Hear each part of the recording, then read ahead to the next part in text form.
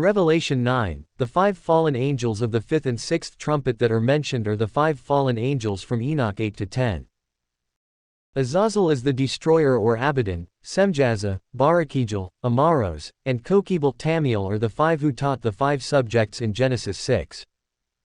Mining where weapons came from, which is why the sin of the influx to earth was blamed on Azazel instead of Semjaza that led them.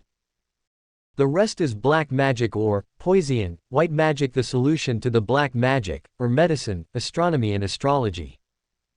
It literally says in Enoch 10 Raphael is the angel that bound Azazel and Michael bounded the others. In Revelation 9 it is most likely Raphael that is given the key to the bottomless pit to unbound Azazel at the 5th trumpet and Michael to unbind the 4 at the 6th. He is the angel that closed and will open it in the 5th trumpet in Revelation 9. It also says Michael bound the rest of the fallen angels including the 4 leaders of them in the book of Revelation's 6th trumpet separately, back in Enoch 10. I could go on about the Nephilim and Gabriel and the locust army from hell when no one can die in Revelation 9, but for time's sake I'll keep it short. These angels with Azazel or Apollyon make 8th head, king of the 7-headed beast talked about in Revelation 17, 8 and 11. The beast, which you saw, once was, now is not, and yet will come up out of the abyss and go to its destruction. The beast who once was, and now is not, is an 8th king. He belongs to the 7 and is going to his destruction. The key word to remember is they are in the abyss, not in heaven, when looking at Revelation 9, 11 and the last quote above Rev 17. Look at how the word abyss is used. Rev 11, 7 inches. Now when they have finished their testimony, the beast that comes up from the abyss will attack them, and overpower and kill them. Rev 9 inches. The 5th angel sounded his trumpet, and I saw a star that had fallen from the sky to the earth. The star was given the key to the shaft of the abyss. 2 When he opened the abyss, smoke rose from it like the smoke from a gigantic furnace. The sun and sky were darkened by the smoke from the abyss. They had as king over them the angel of the abyss, whose name in Hebrew is Abaddon and in Greek is Apollyon, that is, destroyer.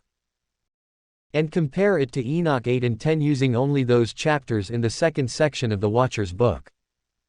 You get the 5 angels by narrowing down the list of 8 to the subjects taught Kokebal or Tamiel depending on translation, taught astronomy, Barkajal taught astrology.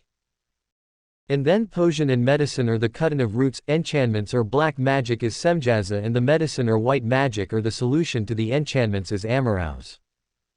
Azazel is the one who taught Minan and weapons, he's the one the whole sin was blamed on, and that's why he's nicknamed the Destroyer.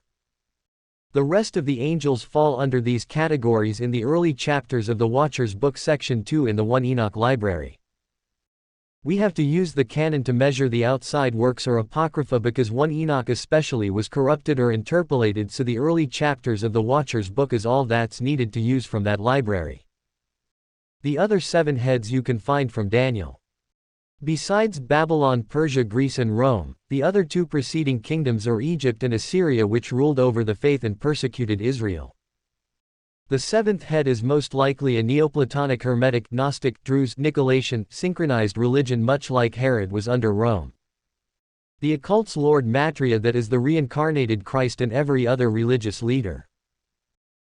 The writers of the New Testament believed in the angelic influx interpretation of Genesis 6 as we can see from 2 Peter 2, 4 when it talks about the angels who sinned, or Jude 1, 6 when it talks about the angels who left their first estate, and in 1 Corinthians 11:10 when women are told to wear a veil or head covering because of the angels, which is why Revelation 9 does as well. And that's why they are features again in Revelation 9. So even though a lot of people don't see Genesis 6 as angels, it's clear the authors of the New Testament, Jude, Peter, Paul and John, did. The 2 witnesses beat the Antichrist and false prophet with their signs which coincide with the trumpets. The description given of some of their plagues in Rev 11 is turning water to blood. In the 2nd trumpet water turns to blood. At the 5th trumpet the 8th king Azazel comes up, and by the 6th trumpet when the other 4 leaders come they are killed by the beast from the abyss. After the 7-headed beast from the sea and beast from the earth are defeated by the 2 witnesses in Revelation 11, the 8th head of the beast comes out of the abyss and kills them. That once was in Genesis 6.